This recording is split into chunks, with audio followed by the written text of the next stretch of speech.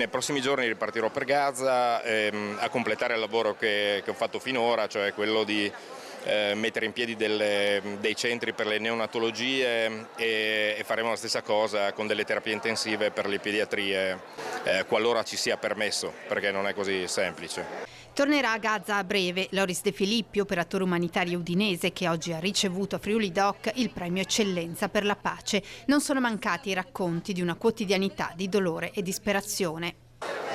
In 30 anni di lavoro raramente mi è capitato di vedere un accanimento così duro nei confronti dei bambini e una situazione di assoluta disperazione un po' su tutta la striscia di Gaza, in particolare in questo momento a Gaza City, che presenta un numero di malnutriti grave particolarmente alto, visto che c'è un blocco degli aiuti umanitari dal 13 marzo di quest'anno. Senta, si era speso anche il sindaco De Toni per far arrivare dei respiratori qualche settimana fa, ricevendo in qualche modo un suo appello che non sono poi mai arrivati. Sì, devo dire che è questa la politica che ci piace ed è quello che ci aspettiamo, insomma, dalle forze politiche, un appoggio sistematico affinché il blocco umanitario si apra e consenta di far sopravvivere queste persone. Lei non ha paura a tornare là?